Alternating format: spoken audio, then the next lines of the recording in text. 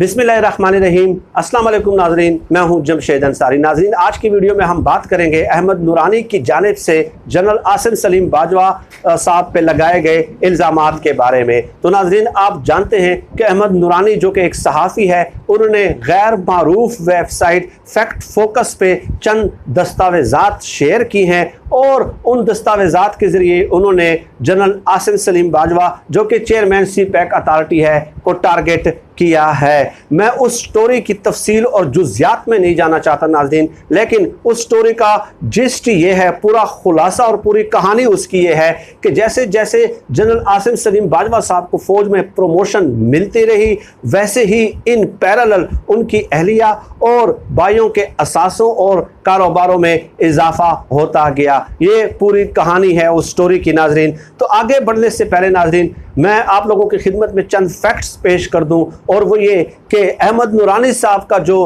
Professional background है, अगर आप उस पर एक तायराना नज़र दौड़ाएं तो उनका बुग़्ज़, तासुब और अनाद जो है वो रियासती इदारों से कोई ढकी छुपी बात नहीं है। माजी में भी जब पनामा पेपर्स की हेयरिंग हो रही थी, उस वक्त भी उन्होंने चंद फेक स्टोरीज जो हैं वो ब्रेक की और ऐसे ही सनसनी फैलाने की कोशिश की। चुनांचे उन्हें इन रिटर्न सुप्रीम कोर्ट से अपनी फेक स्टोरीज पे माफ़ी तक मांगनी पड़ी। तो अब आप खुद बताइए कि जो शख्स फेक स्टोरीज पे जो है वो अपनी सुप्रीम कोर्ट से इन रिटर्न माफ़ी तलब कर चुका हो, तो उनकी स्टोरी की किस कदर क्रेडिबिलिटी हो सकती है। चुनांचे लिबरल और खूनी ब्रिगेड के नज़दीक तो वो इस सदी का सबसे बड़ा इंकशाफ और सबसे बड़ी एक्सक्लूसिव स्टोरी है, लेकिन उनको माजी भी देखना चाहिए। चुनांचे मैं आपको बताता हूँ नाज़रीन कि ये एक स्टोरी मेरे सामने पड़ी है। The news reporter apologizes for story suggest JIT had found PM not guilty।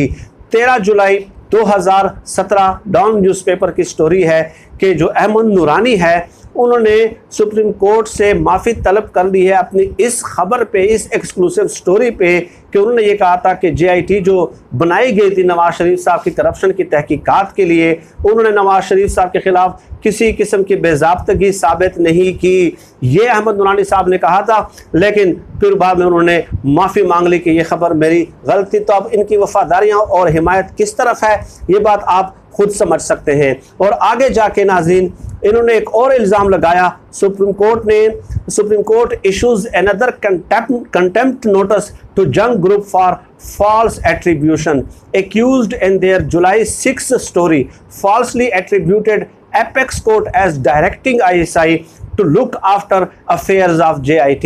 यानी इसी मौसूफ ने जो है ना 6 जुलाई की स्टोरी में ये इल्ज़ाम लगाया था कि सुप्रीम कोर्ट ने जो है ना वो हिदायत दी हैं ISI को कि आप शरीफ फैमिली के जो करप्शन के मामलात है, आप लोग इनको लुक करें और उनका सुराग लगाएं।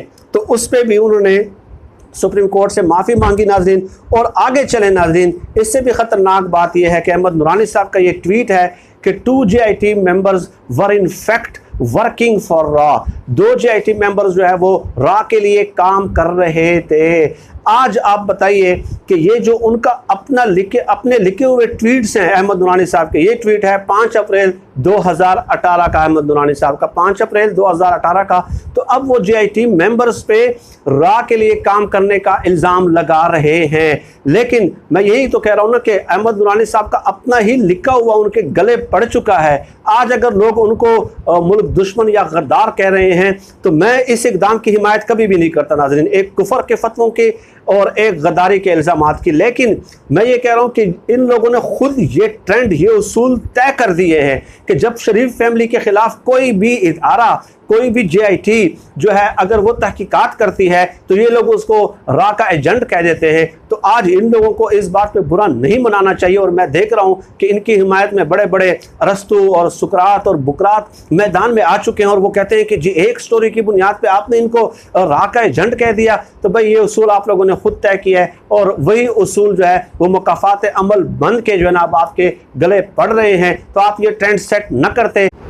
और नाजरीन, ये बात भी आप बखूबी जानते हैं कि जब से मौजूदा हुकूमत बरसरे इक़्तिदार आई है उसके तीसरे या चौथे महीने ही एक इंतहाई मुनज़्ज़म मज़मूम प्रोपेगंडा शुरू कर दिया गया कि सी पैक पे काम स्लो डाउन कर दिया गया है। चुनाचे नाजरीन ये बात भी आप लोगों के इल्म में होगी कि चाइनीज़ जो हैं वो सी पैक के हवाले से बहुत ज़्यादा हसास हैं और वो पाकिस्तान के ऑफिशल्स से सरकारी सतह पे जो आला वफूद होते हैं उनसे गिला और शिकवा भी करते हैं कि आखिर दुश्मन ममालिक तो सी पैक से नाखुश हैं और सी पैक दुश्मन ममालिक की नज़रों में कटक रहा है, लेकिन आपके मुल्क में ही मुख्तलिफ फोरम्स पे सी पैक के हवाले से प्रोपेगंडा क्यों किया जाता है। चुनाचे हुकूमत ने फैसला किया कि chairman CPEC authority general Asim Saleem Bajwa साहब को अपॉइंट किया जाए, मुकर्रर किया जाए। चुनाचे जब से जनरल आसिम सलीम बाजवा साहब चेयरमैन सी पैक अथॉरिटी मुकर्रर हुए हैं तो आप देखें कि वो सोशल मीडिया पे भी बराबर मुतहर्रक रहते हैं, सहाफ़ियों की मुख्तलिफ तंजीमों को भी वो एतमाद में लेते हैं, इंटरेक्शन में रहते हैं, मुख्तलिफ ऑर्गेनाइजेशंस की तंजीमों के नुमाइंदों को भी बाकायदा तौर पर वो ब्रीफ करते हुए नज़र आते हैं। टीवी टॉक शोज़ में भी इन तमाम अफवाहों को जो है वो रिजेक्ट और मुस्तरद करते हुए नज़र आते हैं। इसके अलावा सी पैक के हवाले से जो स्टैंडिंग कमेटीज़ हैं वहाँ जाके वक्तन फ़वक्तन जनरल आसिम सलीम बाजवा साहब जो है वो ब्रीफिंग्स भी देते रहते हैं। गोया सी पैक के हवाले से जितने भी अफवाहें हैं और जितने भी प्रोपेगंडा मशीनरी है उनका एक मुअस्सर तोड़ कर रहे हैं और एक बहुत ही मुअस्सर और मजबूत हथियार साबित हुए, एक मजबूत दीवार साबित हुए जनरल आसिम सलीम बाजवा साहब प्रोपेगंडा मशीनरी के सामने। चुनाचे उन लोगों को ये बात हजम नहीं हो रही जो भी सी पैक की मुखालिफ कुव्वतें हैं, चाहे वो मुल्क के अंदर हैं या मुल्क के बाहर हैं। आप देख लें कि इस एक्सक्लूसिव स्टोरी के ब्रेक होने की सबसे ज़्यादा खुशियाँ किस मुल्क में मनाई जा रही हैं, किस मुल्क के मीडिया स्क्रीन्स पे आपको ज़्यादा खुशियों के शादियाने बजाते हुए नज़र आ रहे हैं और किस मुल्क का सोशल मीडिया एक्टिविस्ट जो हैं वो उस पर सबसे ज़्यादा खुशी से उछल रहे हैं और कूद रहे हैं। तो इसी से ही आप अंदाज़ा लगा लें कि जनरल आसिम सलीम बाजवा साहब किस कदर बड़ा जो है ना एक दीवार है उन दुश्मन कुव्वतों के अज़ाइम के सामने। और अब नाज़रीन मैं ये बता दूं कि जनरल आसिम सलीम बाजवा साहब को ऑफिशियली तौर पे डेफिनेटली मैं ज़ाती तौर पे समझता हूँ कि उनके ऊपर अगर कोई इल्ज़ाम लगा है तो उनको क्लियर करना चाहिए और आके खुद वजाहत देनी चाहिए। लेकिन अहमद नूरानी साहब के जो पूरा बैकग्राउंड है और वो किस किस्म की स्टोरीज़ और एक्सक्लूसिव स्टोरीज़ वो ब्रेक करते हैं वो मैंने आप लोगों के सामने बयान कर दिया। और ये वो लोग हैं नाजरीन कि करप्शन साबित होने के बावजूद भी ये शरीफ ख़ानदान को जो है ना ढठाई के साथ वो उसका दिफा करते हुए आप लोगों को नजर आते हैं। सुप्रीम कोर्ट में साबित हुआ, इस्लामाबाद हाई कोर्ट में साबित हुआ, लाहौर हाई कोर्ट में साबित हुए, JIT रिपोर्ट्स में उनके करप्शन के सबूत सामने आए, लेकिन उसके बावजूद भी उनके खिलाफ ये कोई स्टोरी ब्रेक करते हुए आप लोगों को नजर नहीं आएंगे। अब जनरल आसिम सलीम बाजवा साहब ने नाजरीन एक ज़राए के मुताबिक भी और सेनेटर शिबली फराज साहब ने भी कल ट्वीट किया कि जनरल आसिम सलीम बाजवा साहब बहुत जल्द आके इन इल्ज़ामात का जवाब देंगे। तो जनरल आसिम सलीम बाजवा आपको बिल्कुल वजाहत करते हुए भी नज़र आएंगे और ये जो अफवाहकार ब्रिगेड है, अफवाहें और प्रोपेगंडा मशीनरी है, उनकी भी सही बैंड बजाएंगे आसिम सलीम बाजवा साहब जो मेरे ज़राए हैं।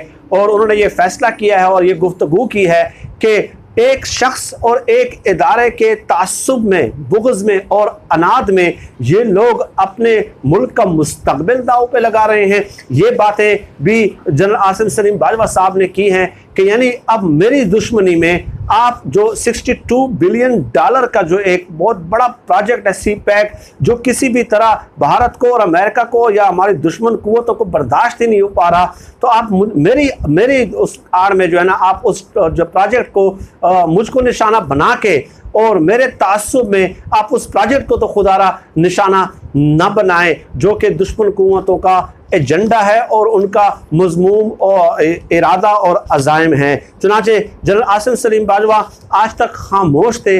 वो इसलिए खामोश थे कि चाइनीज़ भी ये नहीं चाहते थे कि ये मसला बहुत ज़्यादा सर उठाए और उस पर बहुत ज़्यादा डिबेट हो, मुकालमा हो। चुनाचे जैसे कि मैंने पहले भी कहा कि चाइनीज़ इस मसले के हवाले से बहुत ज़्यादा हसास वाक़े हुए हैं, और इसके अलावा जो चाइनीज़ प्रेसिडेंट हैं उनका भी दौरा एक्सपेक्टेड है और उन्हें भी आना है, तो उसका भी जनरल आसिम सलीम बाजवा साहब को इंतज़ार था कि उनके दौरे से पहले कोई इस तरह की डिबेट एक बार फिर सर न उठाने लग जाए। इसलिए वो खुद डायरेक्टली अपने आप को इन्वॉल्व नहीं कर रहे थे और बड़े सब्र और तहम्मुल का मुजाहरा कर रहे थे। लेकिन अब चंद दिनों में इंशाअल्लाह ताला आप देखेंगे कि जनरल आसिम सलीम बाजवा साहब जो है ना, इन तमाम अफवाहकारों और जो प्रोपेगेंडा मशीनरी है उन पे बिजलियाँ गिराते हुए नज़र आएंगे और ख़ुद को क्लियर करेंगे, और उन्हें ख़ुद को क्लियर करना भी चाहिए। वैसे तो हमें ये पूरा यकीन है कि इस किस्म के सहाफ़ी जिनके क्रेडिट पे सिर्फ शरीफ ख़ानदान और जरदारी ख़ानदान के हक़ में एक्सक्लूसिव स्टोरीज़ वो ब्रेक करने के माहिर हो, तो हमें उस स्टोरीज़ पे वैसे भी